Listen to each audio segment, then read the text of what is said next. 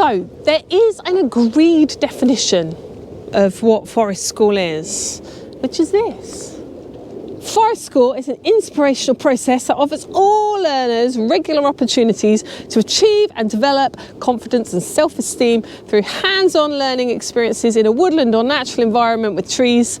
And forest school is a specialised learning approach that sits within and complements the wider context of outdoor and woodland education. It's a bit of a mouthful, isn't it? Not so catchy. But the last bit, I guess, is what we were just talking about there in terms of it's part of the bigger tree of outdoor learning.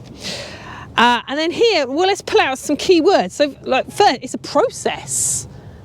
It's not just a set of activities. There's a process that happens. And forest school does change over time. Like the first few sessions of forest school is very different to where you might end up 6 months in, 12 months in, 3 years in. So things change and develop. It offers all learners.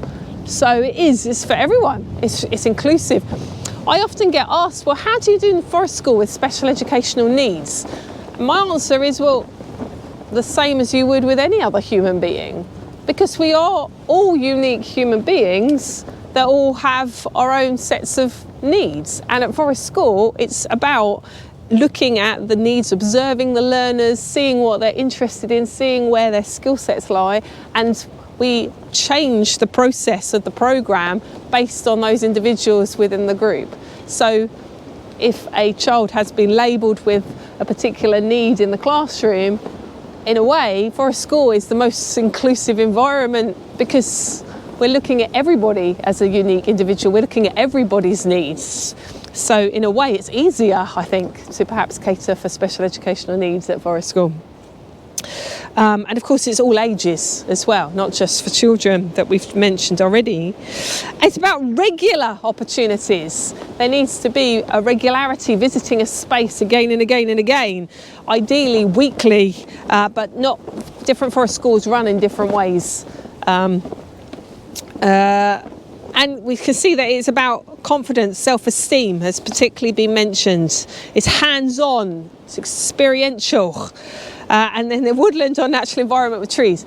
There is sort of a bit of a national debate about, well, how many trees? How many trees do you need for it to be okay?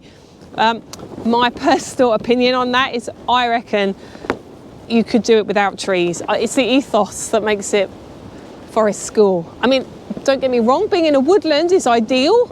It's the better option if you have it available, because it's easy out in a woodland because there's stuff out here and there's, you know, a certain atmosphere that's created within the woods.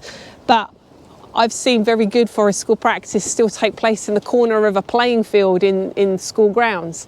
The practitioner had to be more creative because they've had to bring in resources rather than have those things just there, but they're still doing very good practice.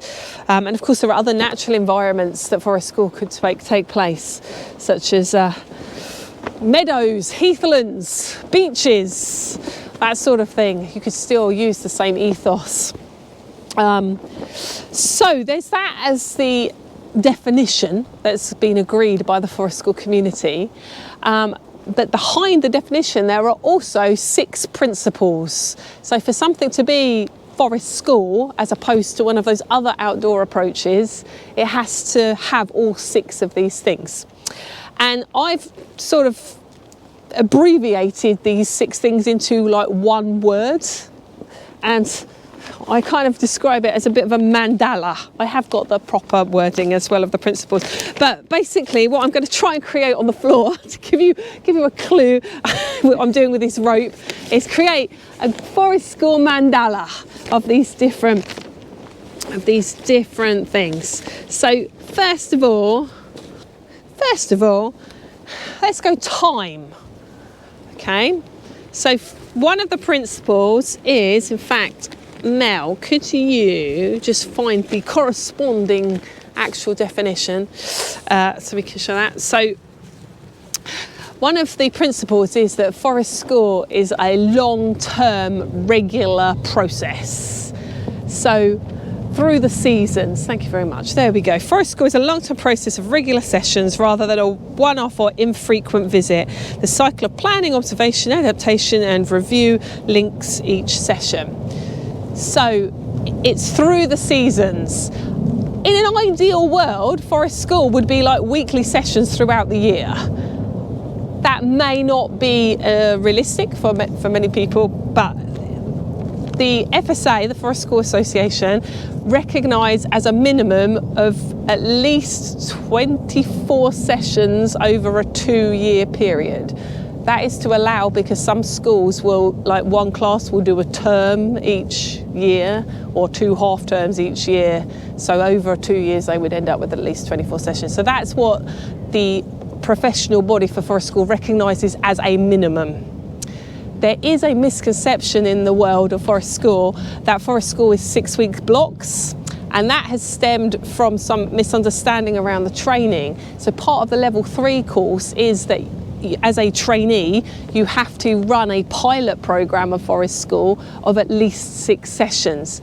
But that's just part of the training course. It's meant to be like a taster program for you as you're going through your training.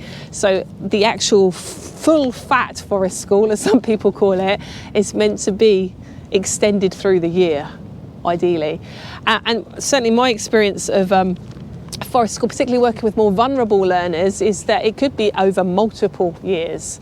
I worked with some lads from a children's home and I was at least 3 years with them, and then they trained their own staff, so the programme continued beyond those 3 years. So it could be a very long time. And particularly, if you're working with those individuals that, well, I'm going to say need it more, but in my world everybody needs it, but there are some people that perhaps have more trauma in their backgrounds where it could be more healing for them, so it can take time. Right, let's go over here. Woohoo!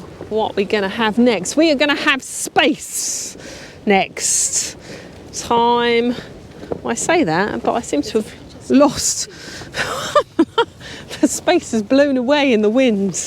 1, 2, 3. Oh, there it is. Got it. Thank you. So next one, space. So Forest School takes place in a natural space, as it said in the definition, a woodland environment really. Forest School takes place in a woodland or natural environment to support the development of a relationship between the learner and the natural world.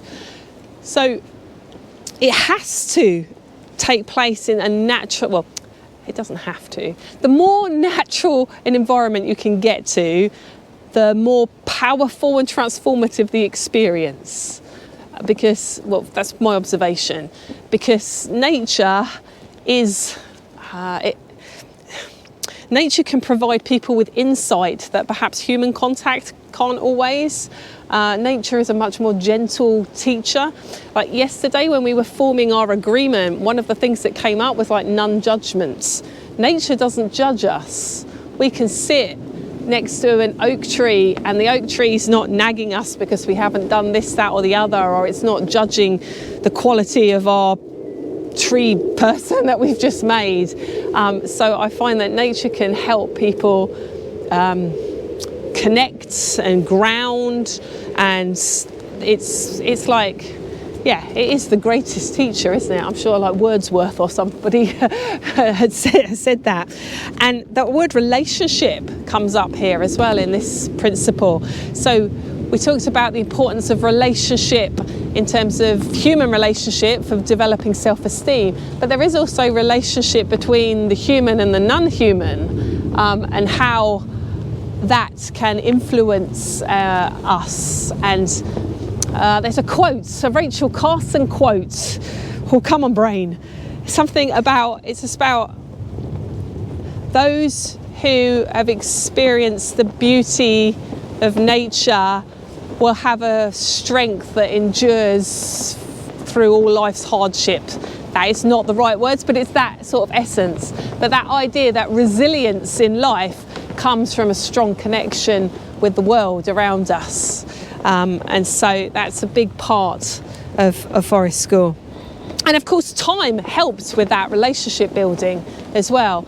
You can't, just like you can't meet someone for a day and build up a significant relationship, you can't step into a woods and, you know, immediately necessarily feel that connection deeply. But over the weeks, over the months, over the years, you get to know that. You get to know those individual creatures and beings of that wood like they're your friends. You know, you go and say hello. That tree that you hugged yesterday, go hug it again, say hi, how you do? You know, there is that actual that connection. In the world of like nature connection, they sometimes talk about the ropes of connection that start off as tiny little threads, and over time and repetition it grows to a cord, which grows to a rope, and you start building these ropes of connection with things around you. So yes, time and space. Where are we going next? We're going slightly into fire, which makes me think that risk should be the next one. Here we go. So one of the third principles. By the way, these principles are not sequential in any way, hence the circular format. So risk. Forest School offers learners the opportunity to take supported risks appropriate to the environment and to themselves. And within Forest School, we're not just talking necessarily about physical risks. I mean, physical risk is part of it, but not just physical risk, emotional risk, social risks, spiritual risks, risks in its sort of holistic sense. That idea that was mentioned yesterday about putting yourself out of your comfort zone, trying new things, those are all risks. And so that's a big part of Forest School.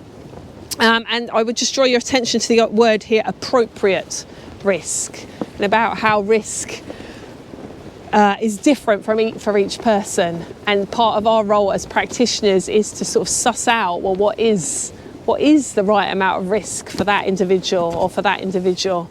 We will be talking more about risk tomorrow and to explore that in more depth. But risk, again, is incredibly important for a person's development. It's through risk and challenge that we grow as a person, yeah? When things are not risky enough, they're boring, they don't test us. So risk and challenge is key. Oh, where are we going next? Afraid I haven't finished these ones, I haven't got pictures on. I'm going, what's that one? Learner.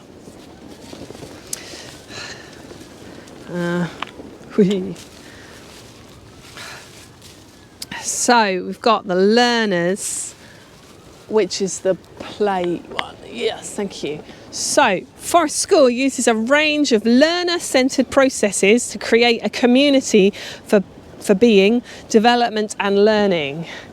So this is a principle that shows it's about that, following those individual needs and interests.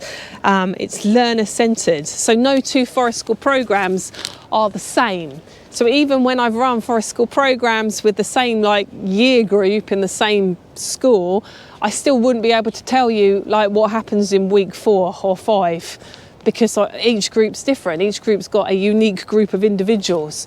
So unlike, for example, curriculum-based outdoor learning, you could have an outdoor curriculum in your school where, in September we look at mini beasts, in October we're looking at I don't know, something else, trees, and that would all be mapped, 36 weeks of planning, just like you would any other subject in school, but that's curriculum-based outdoor learning. At Forest School, we might plan the first couple of weeks, maybe just guessing with the age group and who we've got, but then we observe the learners and what they're into, and then change that to follow their interests. So if we've planned to look at birds or something, and actually on the way we found a badger set and some badger prints, and they're like, whoa, then okay, we're going to be looking at badgers and tracking and poo and smelling and all sorts of things. So we'll end up going that direction and then kind of create that. In some of the later modules, we will look at planning strategies for play, planning for play basically. And we will also be doing a section about, well, what is play and why is it important, and a bit more about that. That would be one of the webinars actually. So that's about the learners. Oh, and also about that forming a community. So like Forest School is its own little community. You know, the same group of people come out on a regular basis to the same space. You create culture. Well, you co-create culture. And it's also the balance of power is much more even at Forest School. So there's not like me as the teacher or the practitioner up here and I'm telling the kids what to do. It's much more we are here together and we decide together how we want to be, negotiate those sort of group agreements, what are we going to do. And even when it comes to like what may be termed behaviour management, which doesn't really exist, but when we're working with people's behaviour, even that might be done in a more collaborative, community-based way, rather than me as the adult dictating sanctions and rewards. Because of course sanctions and rewards are judgments, and at Forest School we're trying to avoid judgments. So yes, community is important. My mandala is not looking so mandala-y. Oi! Over there. So we're going to leader, what I call leader, which is the principle that Forest School is run by qualified professionals, qualified Forest School practitioners who continuously maintain and develop their professional practice. So there is, as you know, a qualification for Forest School. So level 3 being the leadership level, level 2 being the assistant level, and there is also a level 1 which is designed as like an introduction for people. And so I suppose this is about there being some sort of quality assurance to some extent. Although I would just let you know out there that Forest School training is unregulated in many ways. I mean, there is voluntary codes of practice, and within again the Forest School Association there is an endorsed trainers scheme which Mel has gone through, which sets certain benchmarks that Forest School trainers meet. However, there is a range of practice out there, and there is Forest School training out there that is being run by people that have never done Forest School training themselves or even seen Forest School, because there are units and colleges and things like that can access the units, and so therefore there is quite a mix of training providers out there, and therefore a mix of experiences that people like yourselves are having, which result in a mix of resultant practice. So, well, I guess take what you will from that, but in an ideal world, you'd hope everyone has had a quality training experience that will equip them to facilitate Forest School according to these 6 principles. But I guess the key is about developing professional practice. So even beyond the initial level 3 training, there are, it's always good to look and invest in other courses. If you identify certain gaps in your own knowledge and understanding, there are like lots of cool things out there that can be done at further courses, further reading, further things like webinars. In fact, the Forest School Association every month has a Wednesday webinar. It's a third Wednesday in the evening, where that would count as professional practice. There's talks from all sorts of things, from tree identification through to clinical supervision was the last one, through to working with behaviour, to research, all sorts of stuff. I'm sounding like I'm touting for FSA. I should probably disclose I am a trustee of the FSA, so that's why I'm sort of bigging it up. But yes, so that's one of the principles. And then the 6th principle, the final one in our mandala today, is one that I call growth, if I have to use one word, growth. But the actual definition is: Forest School aims to promote the holistic development of all those involved, fostering resilience, confidence, independent and creative learners. And to me, this principle is slightly different to the other 5. To me, growth is like what emerges if you have all these 5 in place. Because in a way, you can't really consciously say, well, I'm going to go and develop everyone's holistic development. Like, you can have that as an intention, but the way that you do it is through having child-centred, access to risk, long-term relationships in a natural place with people who know what they're doing. So in my mind, those 5 lead to that growth, lead to that development of resilience and confidence, independent and creative learners. So I see that as slightly different, but I guess it's important to hold this in our mind as that's our North Star, that's our intention, that's the reason that we're out here, is to do that, is to provide holistic growth in the people that we're working with.